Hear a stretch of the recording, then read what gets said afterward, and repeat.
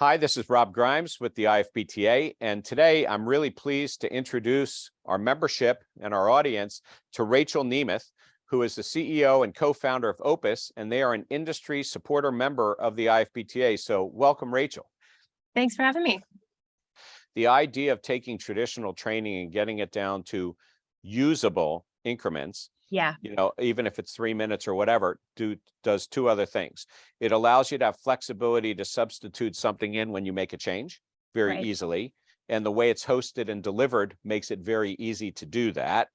But also to your point about on the job and shoulder to shoulder training, it allows you to identify something and very quickly say, you know what, let me just go ahead and cover that and insert it into what you're doing.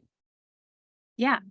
And let's add on to that definition of accessible, which is the elephant in the room for every restaurant employer, which is language accessibility and inclusivity of 100% of your workforce. The amount of times I'll talk to operators and we'll ask them, what language is your training in? And they'll say English. And I said, well, how many people don't speak English? And they say, well, 30% of our workforce.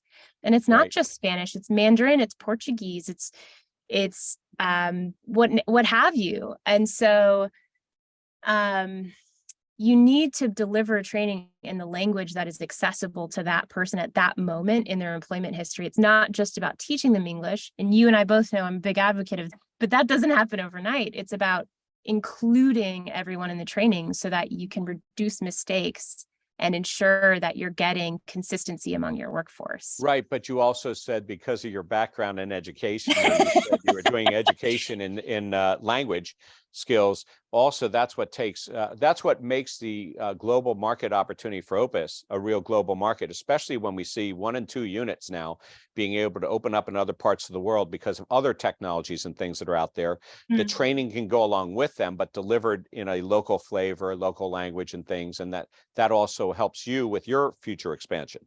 Yeah, I mean, we already have restaurant groups we're working with that have offshoots in Dubai and the UK, and being able to say, not just, great, we're GDPR compliant, but being able to say, yeah, we can serve 100 global languages. Right. Snap for you helps people sleep at night. And so this comes down, the language piece really comes down to brand consistency.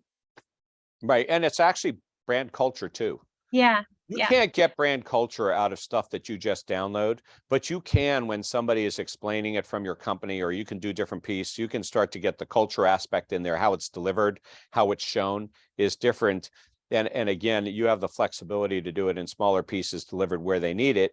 And if you need to get a message out quickly, even if it's an HR issue on one of the things you said HR does for an hour a year, or whatever it is. You can not deliver to knock that on HR. quickly. I used to work in HR also, right, but yeah, especially if there's an issue, or an emergency out there. So you also are obviously a technology company. You've been around operations. So when you think about, frontline technologies, for the industry, what do you think the future is? I'm going to use a word that everyone hates and is seeing in the headlines, but we're doing a lot of work with it right now at Opus, which is AI generated content. It's no joke anymore, and it actually is leading to more efficient software that is more intelligent, that can save operators time. So I think what a lot of the future holds in the next 25 years is centered on more intelligent software that's using neural networks to help generate, in our world, content, right? That's the hardest thing to do, is to create a lesson. And it doesn't have to stop with just templates. You can do really amazing things. The second thing I'll say is that I think a lot of what you see in the headlines right now around hardware replacing humans is real and it's happening, but it's a long tail. And so I think the immediate future doesn't really hold much of a threat for our workforce in that case. I think that we're a solid 2 to 3 decades off from any drastic changes, which means the focus should be on great software that is accessible to your whole team so they can deliver the best guest experience possible. So software transitions regardless of the hardware. That new hardware that might come out, even if it was robotics or something, is still going to need the software behind it. It's still going to need the AI piece. I actually agree with you quite a bit. Although I think that the transition time to some of that new hardware is probably not 3 decades, but it's finding its way in a number of different places. But on the AI side, it's not only the development of content, which I could write a press release right now and have it, 85% done simply by providing some information, enough information for an AI tool to give it to me, as we know. But at the same time, it's also how you interact with either a guest or the trainee. Yeah. So the future on that AI side might be the, taking your piece a step further, is the back and forth conversation with the trainer, which may be in fact an AI tool. It could be chat. It could be, what happens when we've seen this problem with large organizations, an organization with 20,000 employees who puts out a menu change.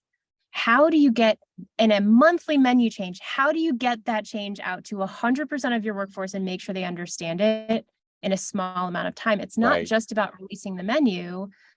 It's about building a lesson quickly enough. Right. So and that it's not sending them an email and a memo. It has to, it's you have something to is know lost they in the learned it. translation. Right. It needs to be delivered, to them. So it's lost in the translation. So we greatly appreciate, what you're doing for the IFBTA and our tech camps and certification. I know we're going to do some new rounds, and it's been a good delivery tool for us.